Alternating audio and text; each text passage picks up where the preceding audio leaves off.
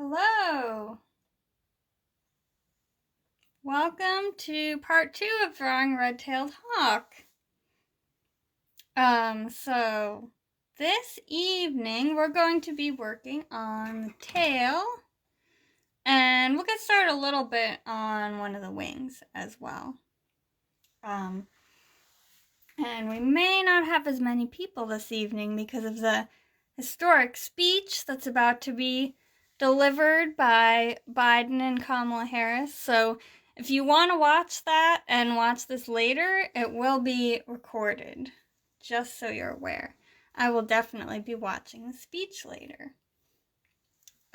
So the first thing that we're going to do is just start erasing the outline of the tail here so that we can barely see the graphite line, just because we don't want that to show through in our drawing. And we're also going to begin drawing individual feathers. So we don't want to be able to see that, straight, or not straight, but curved line here. We want to have the individual feathers here. Hi, Pamela, welcome.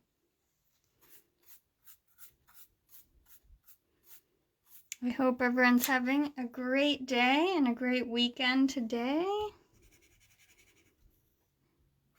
So yeah, try to erase, in particular, this trailing edge until you can just barely see it.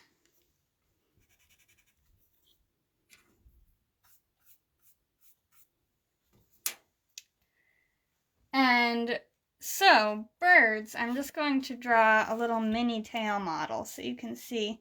Most birds have a total of 12 rectrices, also known as the tail feathers. So they have 6 on each side. I'll try to draw that real quick.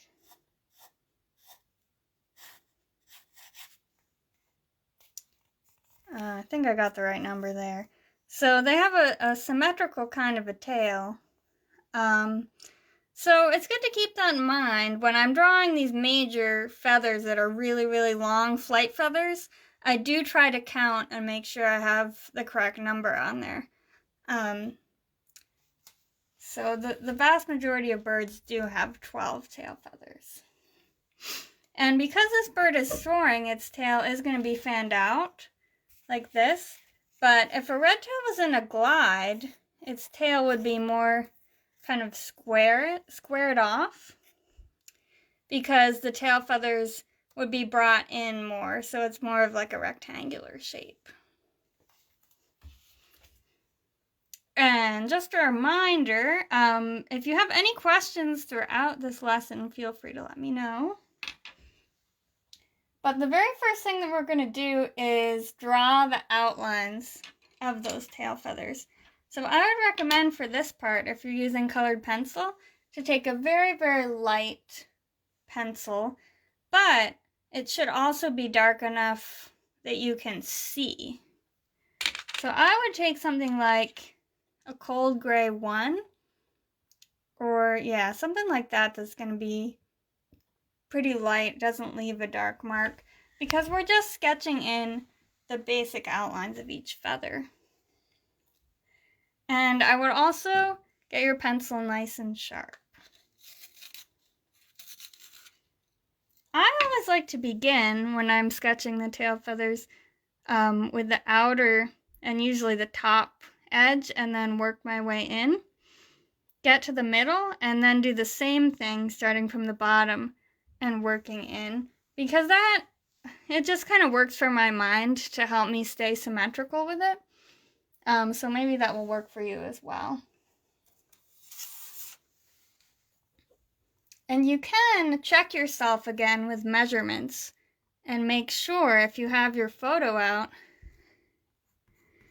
that you're measuring, the length of these feathers, about what they look like. So the very, very outermost tail feather here is a tiny bit shorter than the one that's being overlapped underneath of it. So yeah, it actually comes out to about here. Now let me sketch this in and see if it's actually visible on the screen, because if it's not, I might have to make it a little darker than normal. Oh, I think that's visible. I'll zoom in a bit. But if you're having trouble seeing, please let me know and I'll make it a little darker.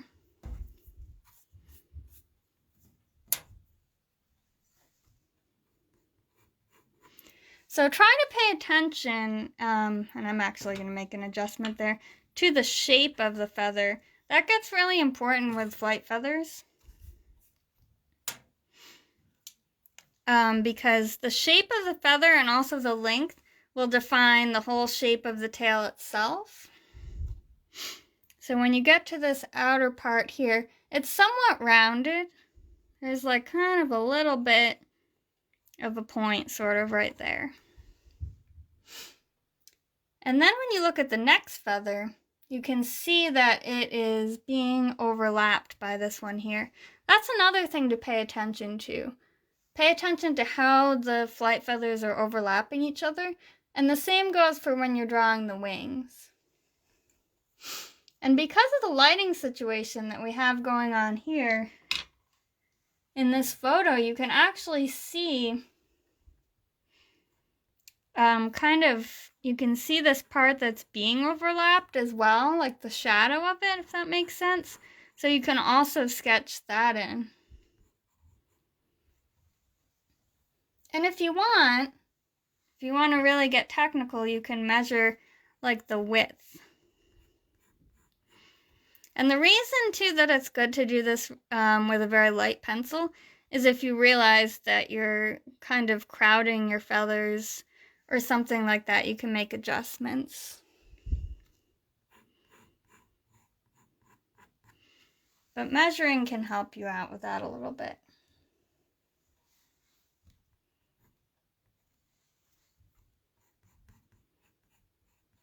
And then if you can still see this guideline that you have here at the end,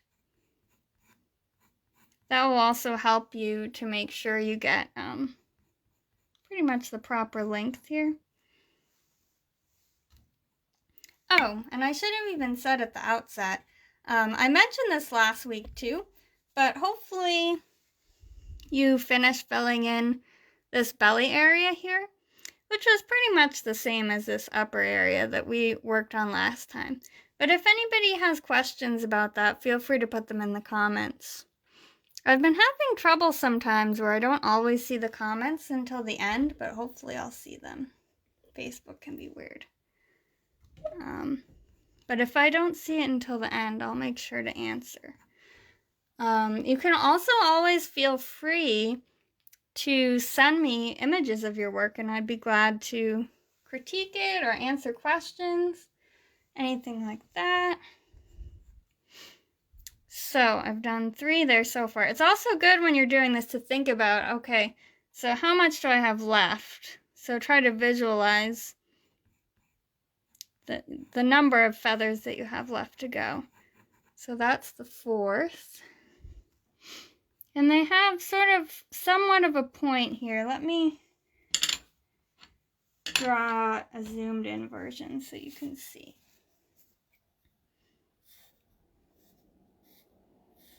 I actually found a red tail feather once, which was pretty cool. They have a lot of variation in their tails. This particular bird has like a little bit of barring in the tail. I'm pretty sure this is a western red tail because it's got like that orange wash and a little bit of barring. So by barring, I mean like there's these light bars that go across. But most red tails are going to have this subterminal band, this thicker band that's very close to the tip of the feather. And then if you have a Harlan's red tail, they have all kinds of patterns in their tail, but typically they don't have red in their tail, which is pretty interesting. Somewhere, you might be able to find it if you do like a Google image search of Harlan's red tail tails. There's like this crazy spread of all the different kinds of tails that somebody photographed, which there's basically endless variety. Oh, hi, Mitch! Hope you're doing well. So far we've done 4 tail feathers. So we have 2 more until we get to the middle. And another thing to keep in mind too is that the middle tail feather typically on both sides is going to have a little bit more of a pointed appearance and is a little bit more symmetrical. So 1, 2, 3. So yeah, that's number 6 right here. So that should come down just about to the middle. And one thing that might help you if you want is to just put a line down the middle. I should have mentioned that before. But I just try to ballpark it usually. So now I'm gonna start from this outer edge and work my way in towards the center.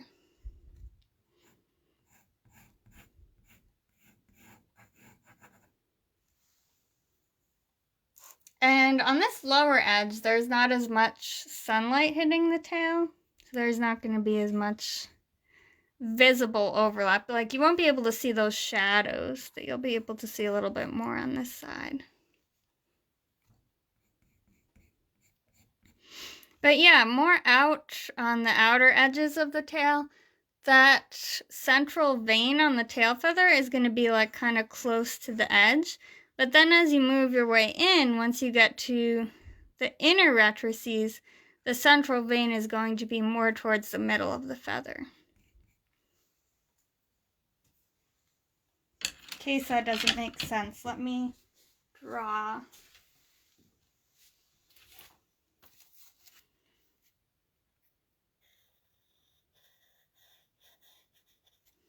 So the outer one, that's really terrible, but on the outer ones it's very close to the edge.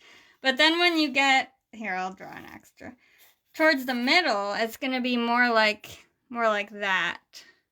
Instead of being offset, the central feather vein is going to be more like directly in the middle. All right, so let's keep working on these. I think I'll probably do the same thing I did before, where we'll just fill in about half the tail, and then you can work on the rest on your own. We might start a little bit of this side just because the lighting is kind of different, but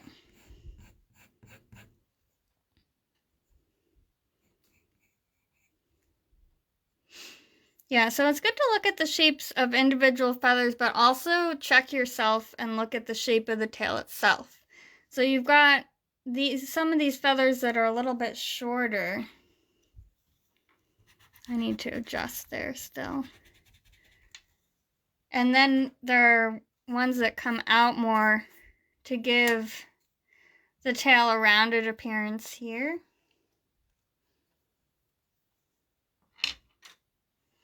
And you're not necessarily going to see very much of this feather actually because, you know, the belly here covers it up.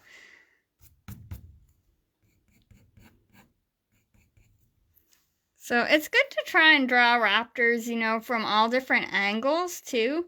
Like typically, you know, traditionally in a raptor ID, well, not a raptor ID book, but like a field guide, just a general field guide, you're going to see this view. But it's good to get familiar with hawks at all different angles. A good book for that is Hawks from Every Angle by Jerry Ligori. Because when you're watching hawks in the wild, you may see them from all different kinds of angles. Especially if you're hawk watching on a mountain, you might be looking down on a hawk, which is really fun. All right, so 4. We got 2 more feathers.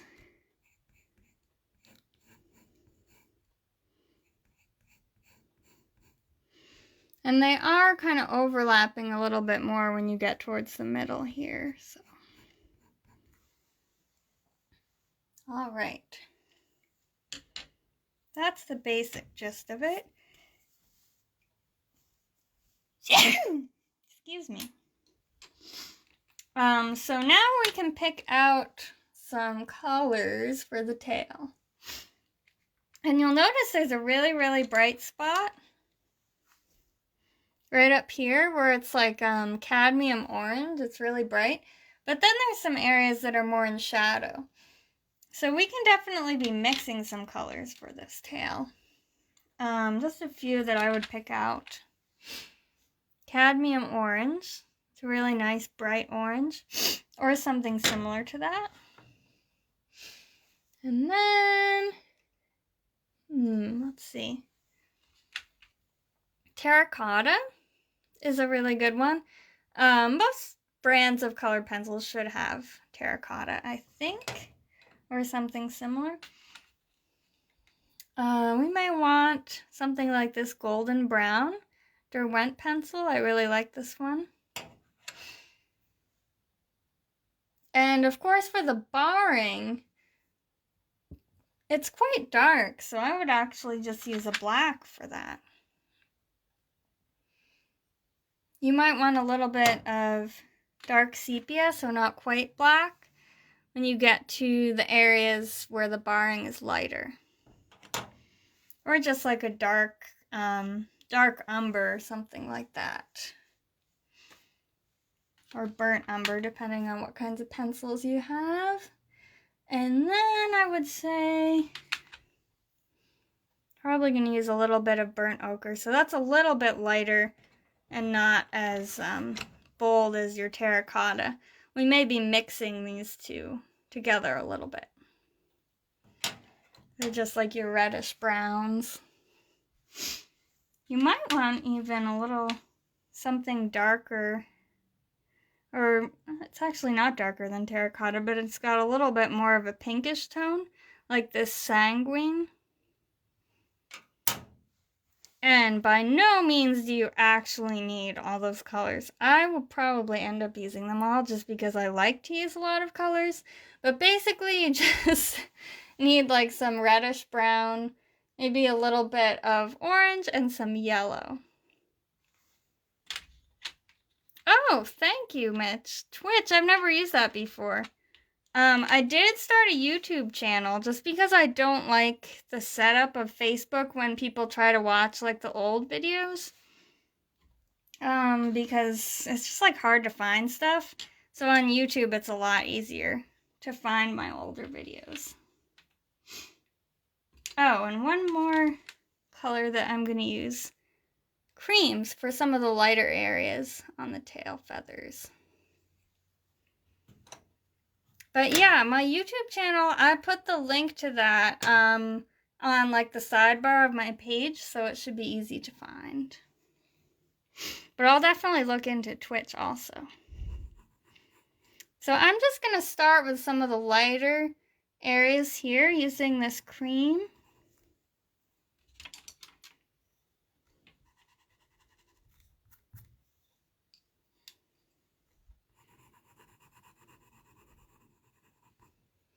And think about when you are shading, or I shouldn't say necessarily shading, but adding color.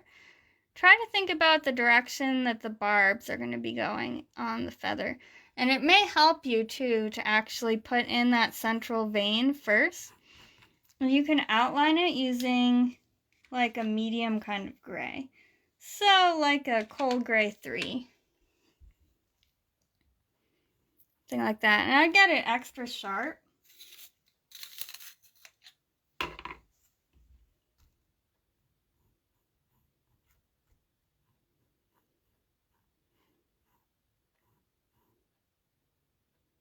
And I'm just outlining it, but the inner part of it is still going to be light.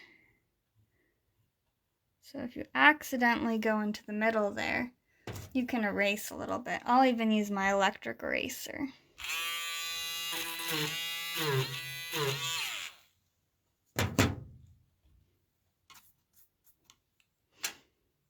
Yeah, I actually thought too with the YouTube about just trying to stream on there. But the thing is that you need some crazy number of subscribers to stream from a phone, which is what I'm doing right now. Which I'm probably never going to get that many subscribers. It's like 1,000 something. But I've also thought about getting a webcam just because I think it might stay focused a little better.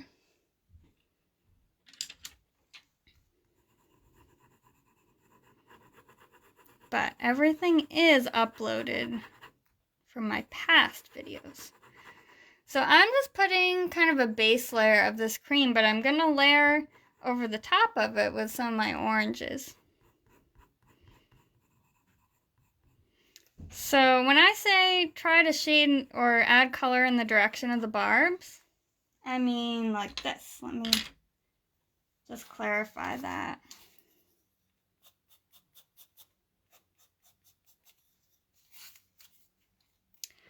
So, like coming off of the shaft of the feather, out like this and out like that at an angle on either side.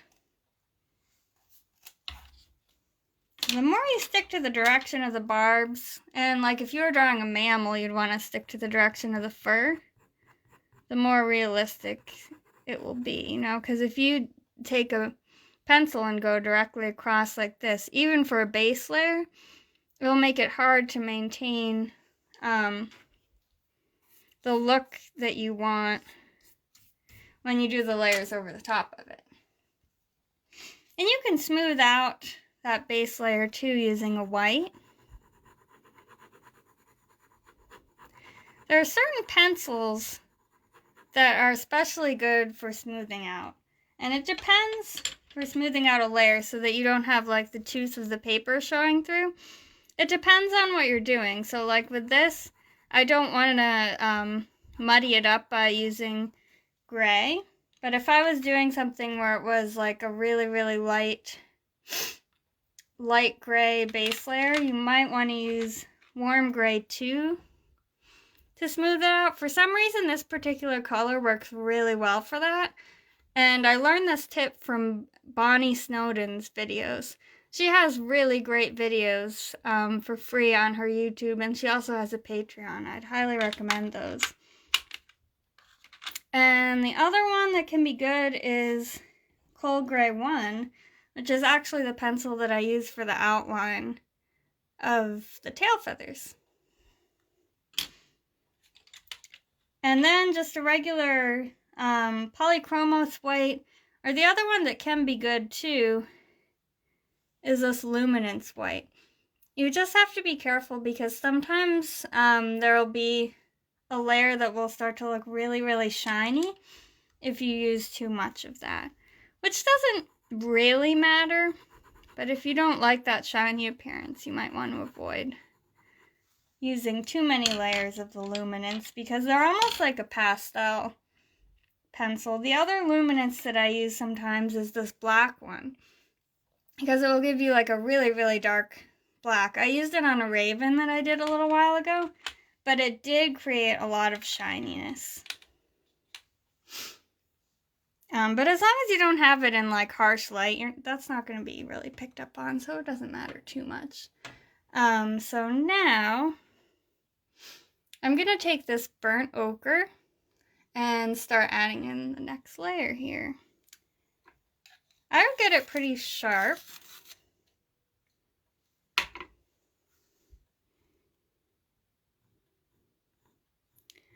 And starting on this outer edge,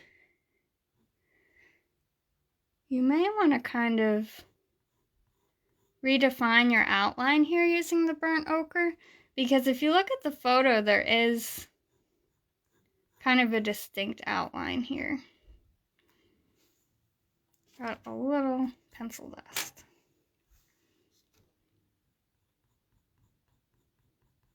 And then you can start adding more in, kind of in the direction of the barbs. Try to look at your photo and notice, you know, this outer edge and then this inner edge near the feather shaft is going to be a little bit more defined.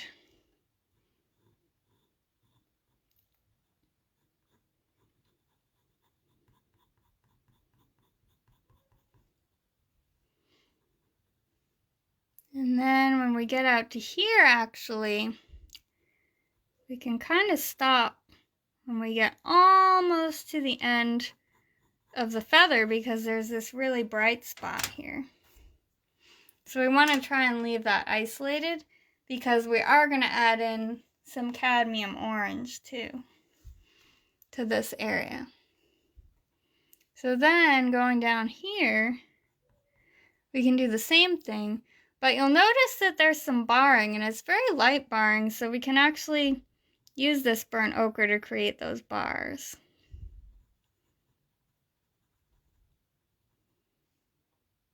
They're pretty close together.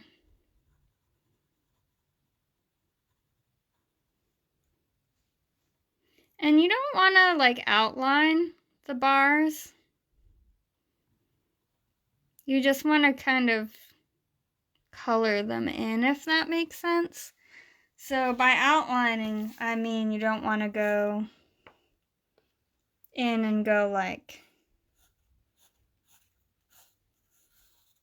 outline like this and then fill it in, because then you're going to have a harsh line. Instead, what you want to do is just kind of go like this, so that you don't get that harsh line around the edge. Now, there are some kinds of feathers where you will have a little bit more of a harsh line like that, but it's not present on this red tail. And even if it did have that, I would do it more like this, just to try and get the look and feel of, you know, like the direction of how the feather barbs are going.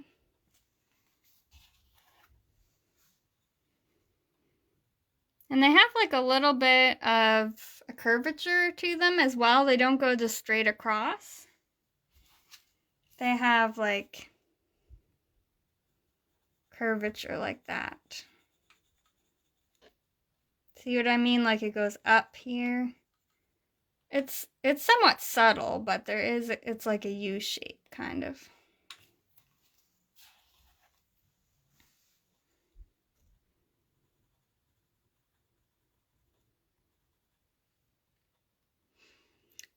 And then when you get more towards the end of the feather, it kind of fades into orange.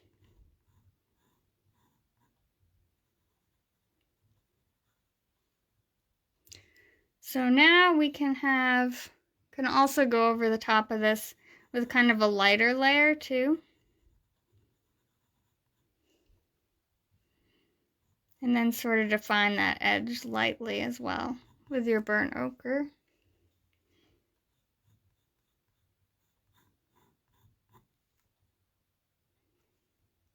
And then same with the shadow. You don't want to like draw a harsh line here, but you can fill in color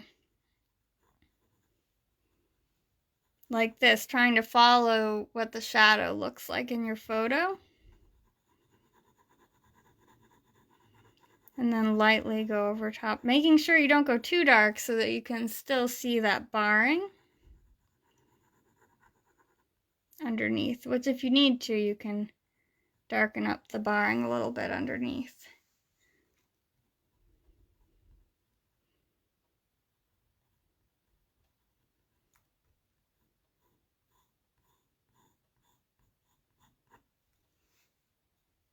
All right, and then the shadow also kind of goes along this edge a little bit too. So finally, I'm gonna take my cadmium. Oh, you know what? Before I do the cadmium orange, I'm gonna use just like a dark yellow first to kind of get that glow.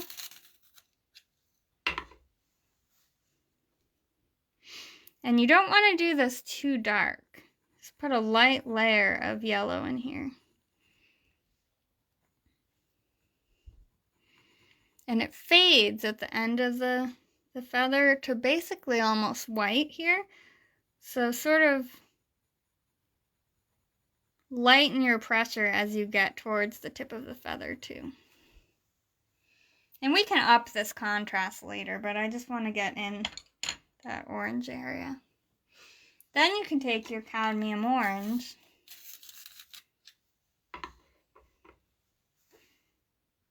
go over like this to brighten it up. And we're going to realize, oh, we need to make this area darker, which is fine.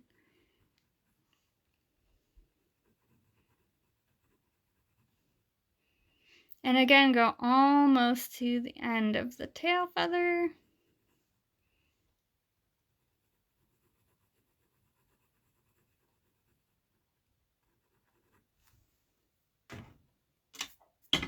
Uh-oh. Sorry, I'm dropping things.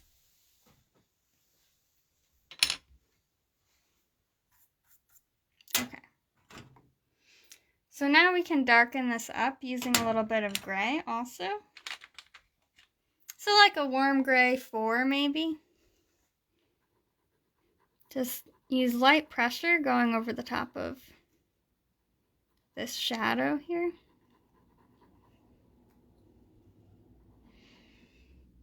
But try to avoid the feather shaft because that still looks pretty bright. So we want to leave that isolated and looking bright.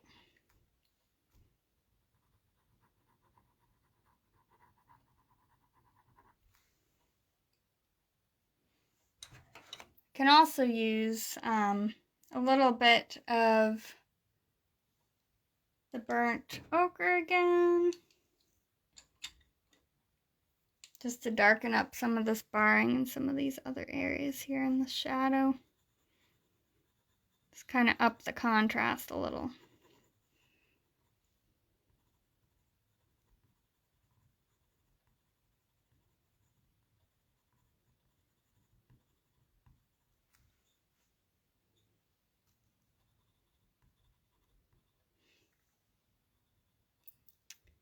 You can't really see the barring too much on this side. You can kind of barely see it. You get that in a little bit too. And I think that, some of it has to do with the photo quality. It is there. It's just very subtle. I mean, this is a pretty good quality photo, but there's a lot of shadow going on too.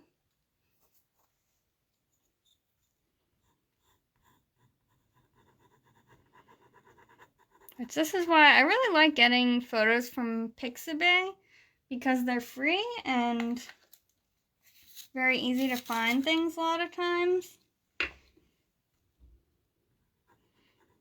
So it is important. I know I've mentioned this before. I don't know if it was in this series, or in the previous class of this.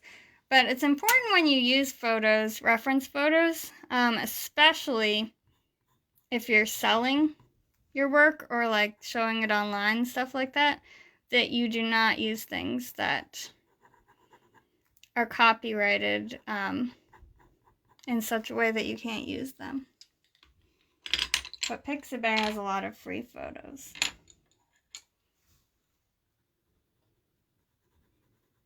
It's also nice to have friends who are incredible photographers who can give you reference photos.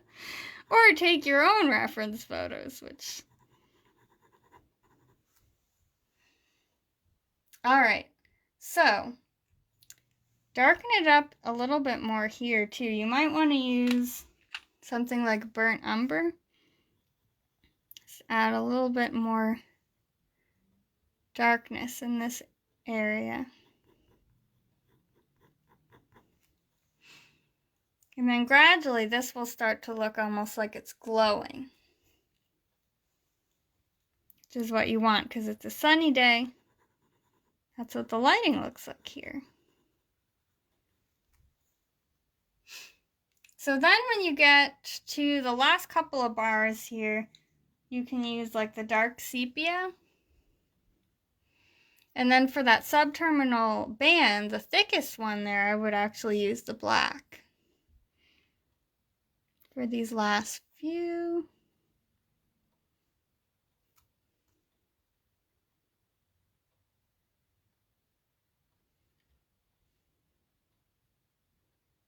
They kind of have this downward U like that. There we go.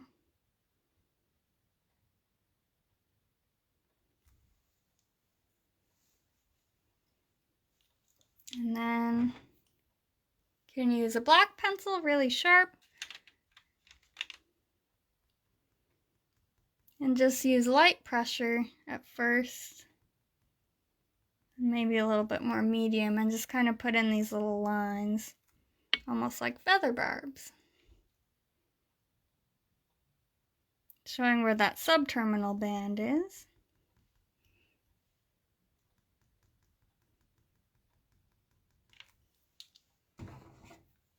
And then, yeah, you might want to use something like this golden brown and just very subtly have a little bit more color almost coming to the end of the feather. A little burnt ochre.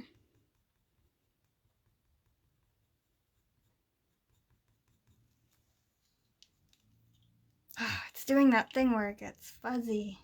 Tries to focus on my hand. I'm going to zoom out a little bit.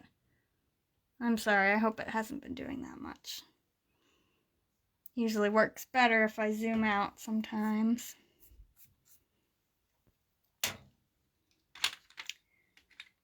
And then, just to show this edge here, you can use a little cold gray and just very lightly use a hair-like motion for the barbs at the end, that kind of fringy area, which is probably not going to show up very well on the screen, but I can show you what I mean here too.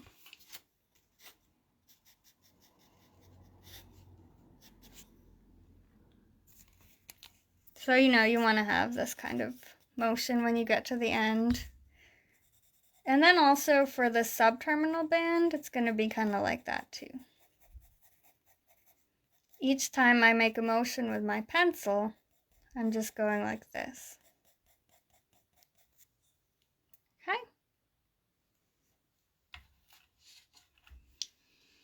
So we're going to use a similar technique for the other ones, the other feathers too.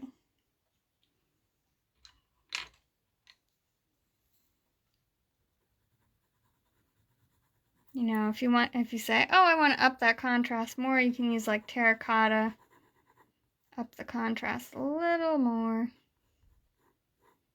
And also try to pay attention to the shape of this shaft here. As it gets to the end, it's going to be very, very skinny. And then it's wider down here. All right. So hopefully that's coming in well and clearly. Let me know if you have any questions or if anything's hard to see. So for the next one, we're going to start out,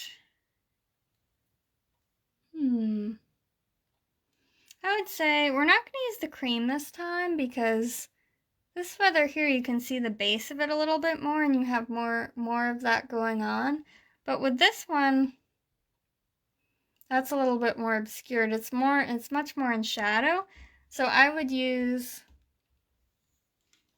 actually, the cadmium orange, and then we'll go over the top of some of it a little bit.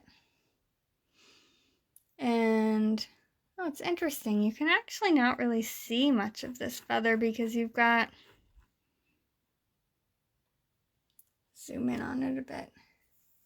You've got a lot of overlap going on. I should say you can't see the bright area very much. There's just a little sliver. And then you have this overlap area. It's actually hard to tell from the photo exactly which feather you're looking at because it's such strong light. And I'm just using very light pressure to put in that sliver of bright area here.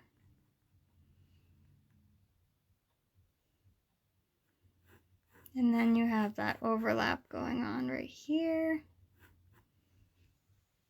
Or we can put a base layer of cadmium orange, but we're also going to add like some burnt ochre too.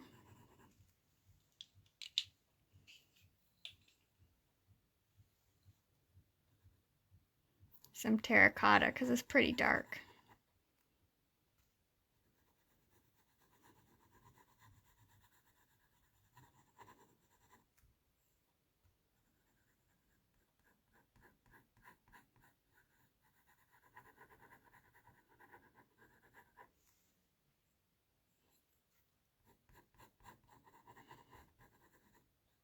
So you can see what I mean by overlap. You've got, it's kind of like, you know, when you look at a Venn diagram. That's a funny analogy, but you've got this like part where it overlaps, and you have this feather here, then you have this one here.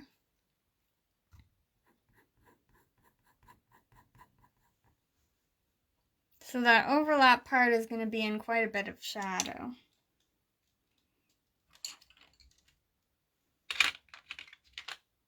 And again, to emphasize that shadow, you can blend like your terracotta with a little bit of warm gray too.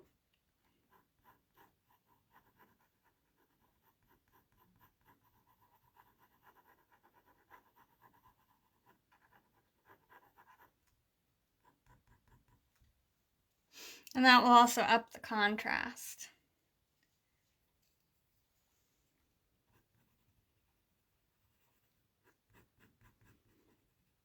So if you want something to look like sun is shining through, try not to use too much pressure.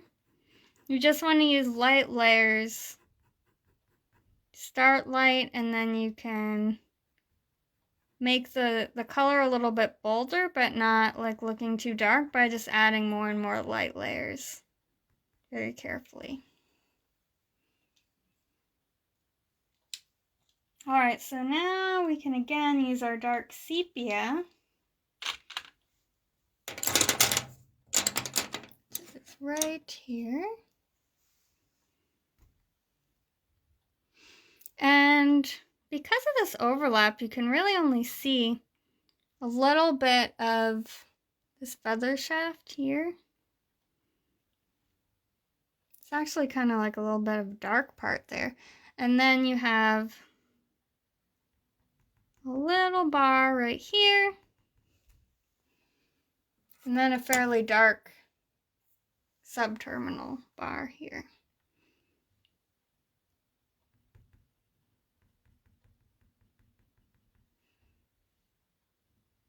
Just like that.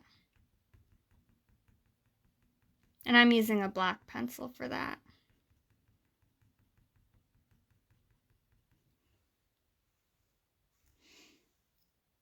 And again, to show the very end of the feather, you can use like a cold gray.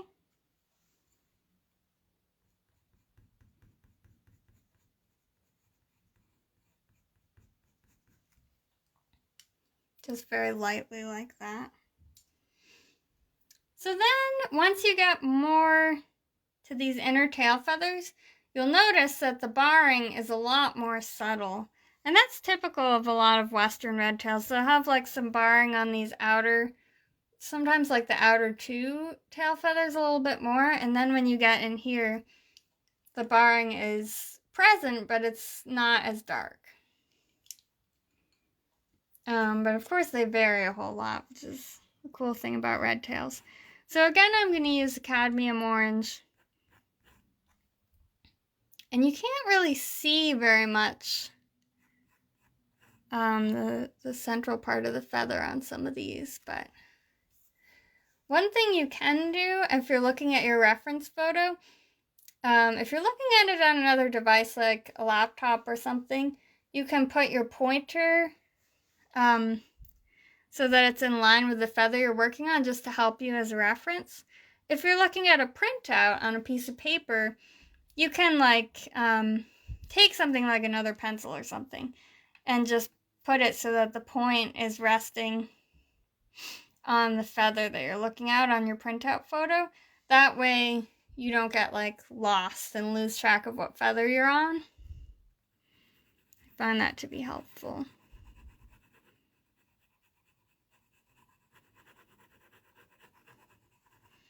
And then yeah, if you want to smooth out your base layer a little bit more, you can use something like cream or some kind of light yellow to smooth it out slightly.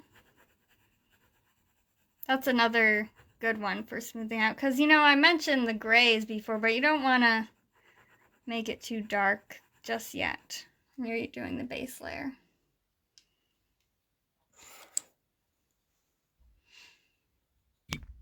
So then we have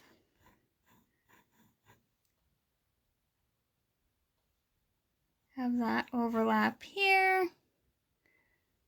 And then we have this other feather overlapping kind of like that. It can be shaded in a little darker with your burnt ochre and a little bit of gray. A medium warm gray, I would use like a warm gray 4.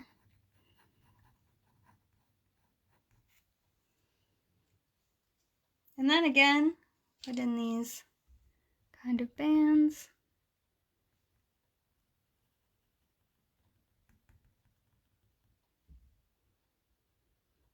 But you've really just got this subterminal band that's black, and then the other ones are really more like burnt ochre.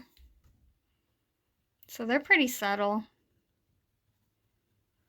If you had an eastern red tail, usually they just have a subterminal band and then they don't have these other bands.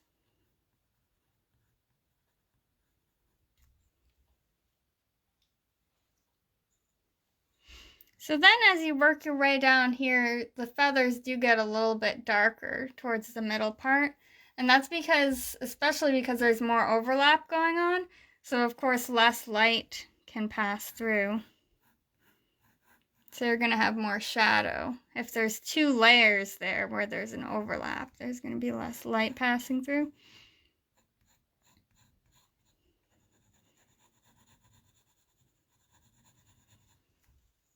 So it's really, the same deal as you go down here. You just want to use a little bit of darker colors.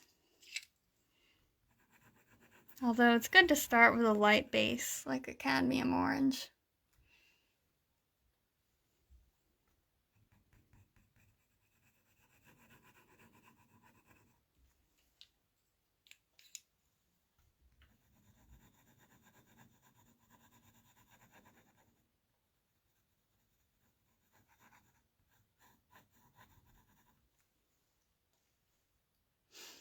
And then you can see some of that barring, it starts to look inevitably darker just because of all the shadow you have going on. So you can mix like a terracotta with a darker brown to get those bars in. Something like a walnut brown maybe. Just so you don't completely lose the bars, but using light pressure.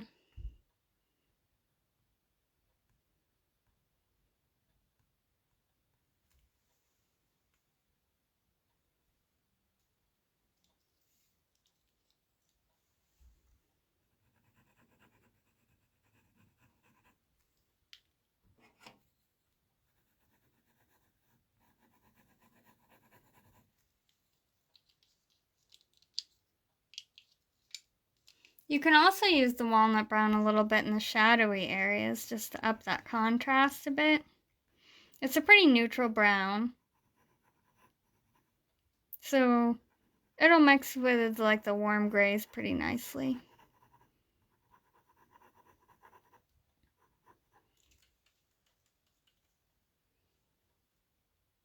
All right. So hopefully I think you all probably get the gist of this pretty well. We'll go ahead and do these last couple of feathers, I guess, because these ones here do look a little bit darker. So, let's see. And by last couple, I just mean for the first half of the tail.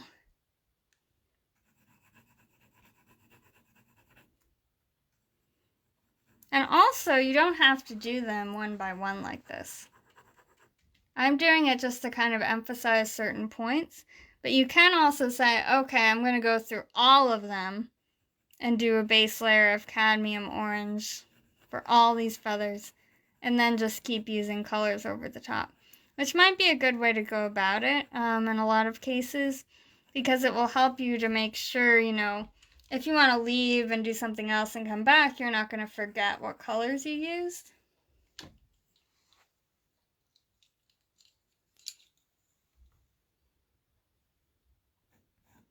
So you can get a little bolder with some of these ones that overlap.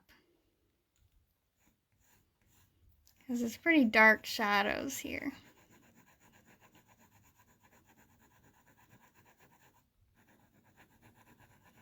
So the burnt ochre again. Even this area that's lighter, it's not going to have that light like cadmium kind of yellow.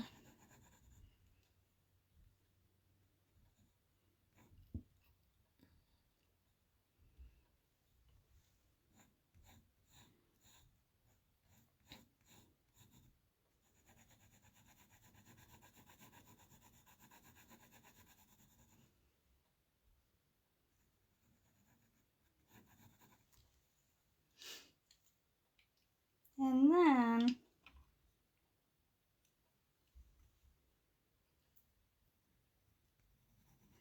if you want to make it a little bit more reddish, you can use the sanguine in some of those shadows too. Hopefully I'm not driving you crazy with how many colors I'm using. You don't have to use this many colors. It's kind of a personal preference. I just like to use a lot of colors.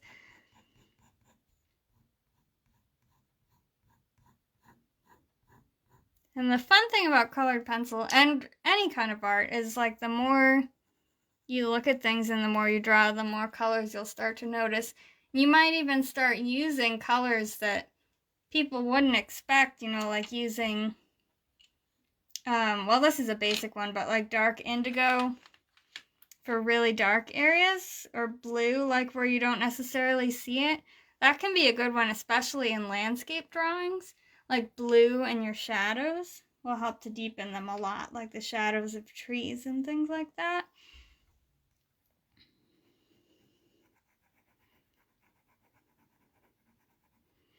But it's really interesting to see like how different colors work together. I'm just upping the contrast a little with dark sepia here.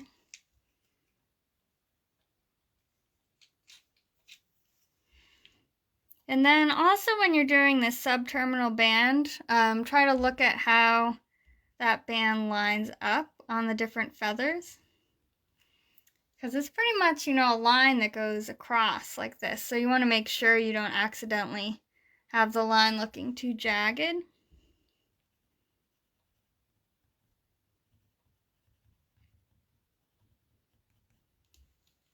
So there we go.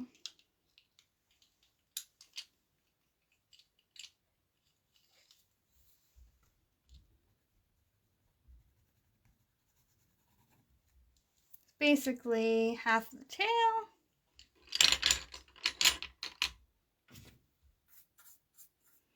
And you know, if you want to smooth some of this out with some more layers, you can, because I might do that later too, with like your orange, if it's looking kind of grainy. But yeah, that's the basics of it. And then I'll just talk a little bit about this other half. So you can mostly work on this other half on your own later on, but it's going to be the same deal. Just notice that you have a shadow coming across here too. That's kind of, is sort of a grayish shadow. And I'll just put in a little outline to sort of show you what I mean. Which can be very light because I'm going to erase it and redo later. But you've got kind of this shadow going on here. So pay attention to that. And you're going to want to make these areas really nice and bright towards the end of the feathers with like your orange. Except it's a little bit more dull than up here. No,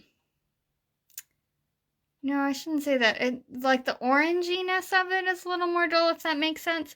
So you can use, you know, something like a mixture of cream and yellow in here. So something like, yeah, like a dark chrome yellow. Which is sort of an orangey yellow, but it's not quite as bold as like that cadmium yellow, okay? All right, so I also want to just do a little head start on this wing up here, which we can also work on more next class, but I just wanted to give you a start on it. So, move my picture up. So we're just going to work on part of this underwing here. I'm going to erase this graphite. So I have the patagial mark marked in, which is that really bold dark area that you have on the leading edge of a red-tailed wing. And that's an identifying field mark. Only red-tailed hawks in the group of buteos, which are the soaring hawks, have that patagial mark. So that's a really important part that you want to emphasize in your drawing. So we're just going to focus on that part first. And let's see, as far as colors, we will use this burnt umber, which is kind of like a dark reddish, sort of reddish, I'll say. Brown. If you're using Prismacolors, the closest thing to that is going to be dark umber rather than burnt umber. And then, let's see what else. Mixed with something like this kind of lighter Van Dyke brown. So just to show you the color difference there in case you're using different set. These are Faber-Castell polychromos. And really those are the main colors that I see there. So it's really kind of just those two. Probably like a few. And then you also have this really bright leading edge, which we may want to go back in later with an electric eraser if you happen to have one, or just a regular eraser with pretty strong pressure, and you can erase that very thin line there later on. That's the way you're going to be able to make it the boldest can be. But we can use a cold gray and just kind of outline where it is for now. But we'll probably want to bolden it up with an eraser too. So these are underwing feathers, just to show you what these feathers look like. They're really small when you are on the leading edge of the wing like this, and then they're going to get bigger and longer as you come down more. But these ones along here, I made them actually much bigger than they really are. But they're going to be really small.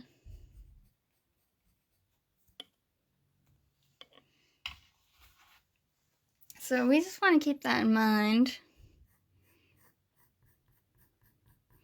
You can put in a light line, which is the edge of the dark area on the patagial mark, and then just use this Van Dyke brown, or like a fairly light brown, and put in these sort of like U-shaped kind of marks like this.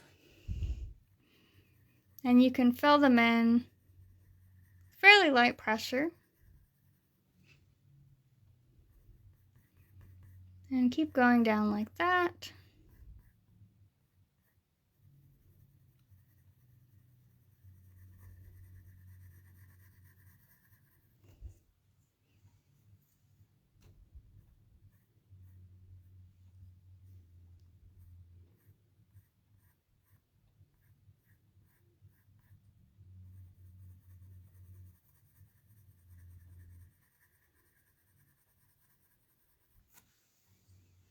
All right, and then if you want to smooth that out a little bit, I'd probably use a white for that. Now remember, if it starts to look really, really light when you do that, we're going to go back over the top with darker. We're just trying to smooth out our base layer.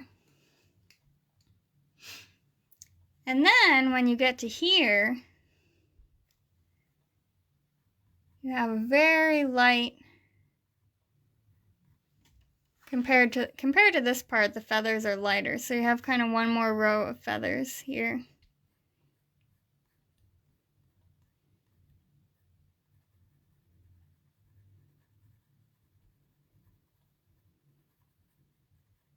Oh my gosh. I can hear my dad listening to like CNN downstairs. They're partying it up out there. And again, you can kind of smooth it out.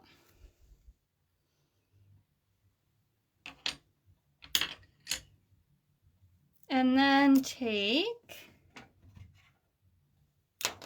this burnt umber. And then, oh, I should have also mentioned the last layer that we'll do is dark sepia, because some of it is really, really dark on that patagial mark. And you know what, I just realized I actually didn't maintain the shape quite as I wanted.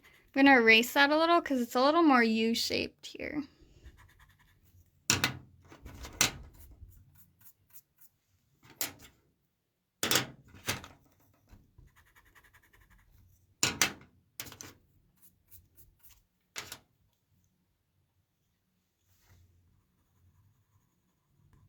So now I'm using the burnt umber for those dark areas. And especially when you get to where that last layer, or I should say that last row of patagial feathers where they're lighter, you want to make sure you try to maintain the shape of these feathers here, because you can really see the edges of those feathers.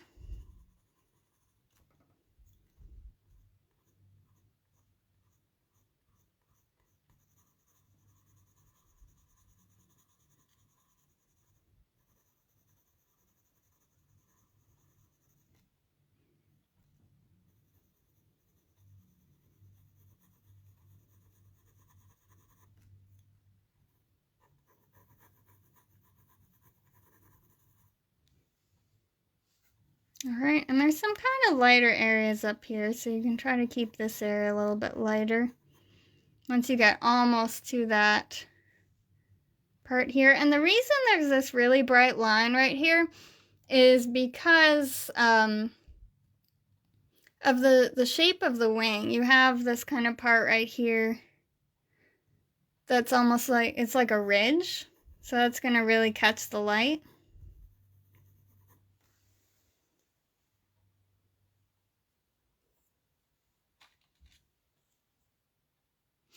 And then you'll notice, like with some of these feathers, that half of the feather in some cases is darker than the other half, basically. So you've got kind of these shapes going on.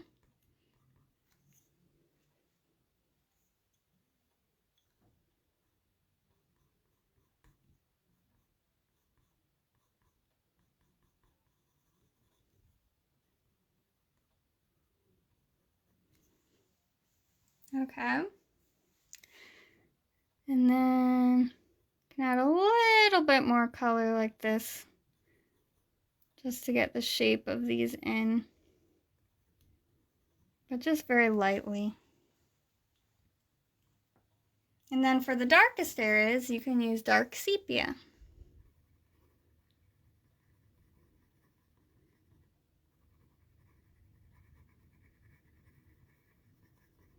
It's kind of like your final layer.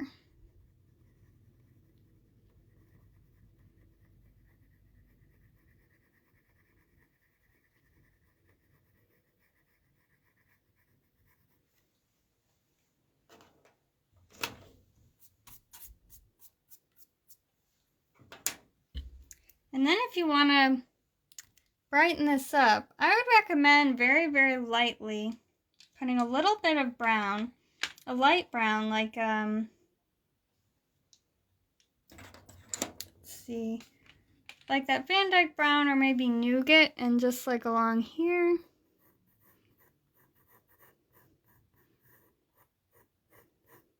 So you will have some color there, and colored pencil is hard to erase it completely.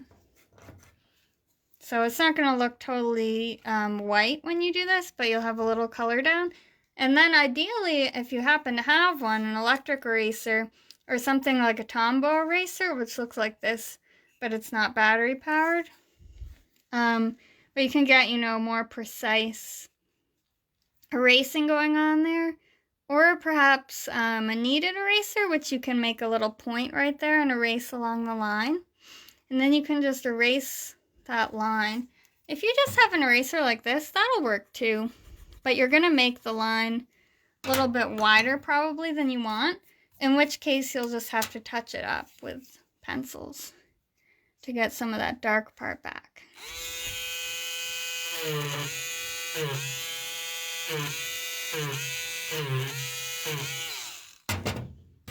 Even with the electric eraser, it does take some practice. You might erase a little bit more than you wanted. But then you can come back in with a very sharp, like cold gray one, and just slightly put in that outer edge. You still have this light line here, but just to define it a bit. All right. 9:07.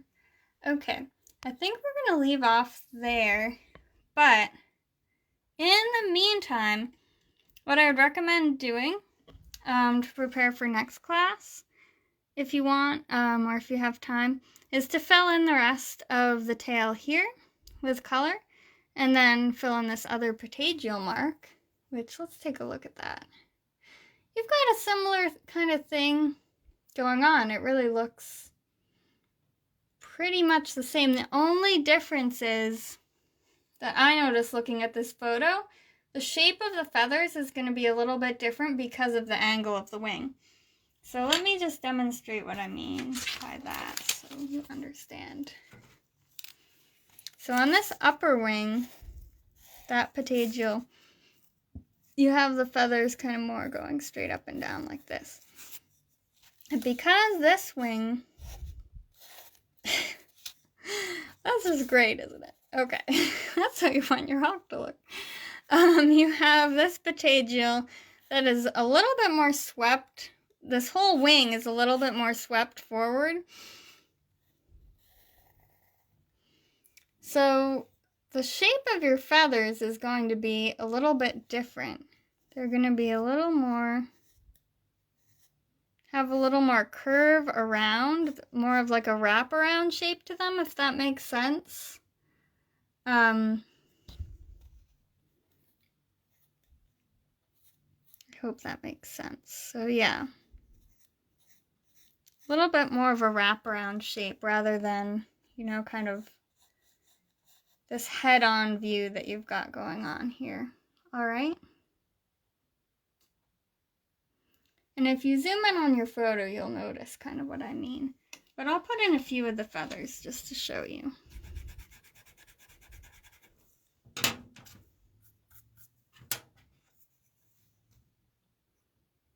You've got, oops, that's not the color I wanted.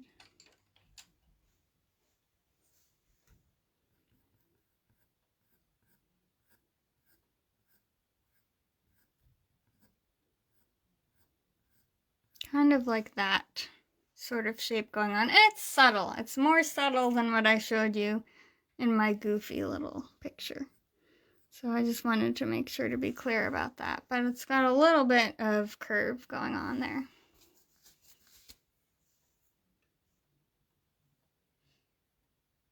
Compared to the upper wing. All right.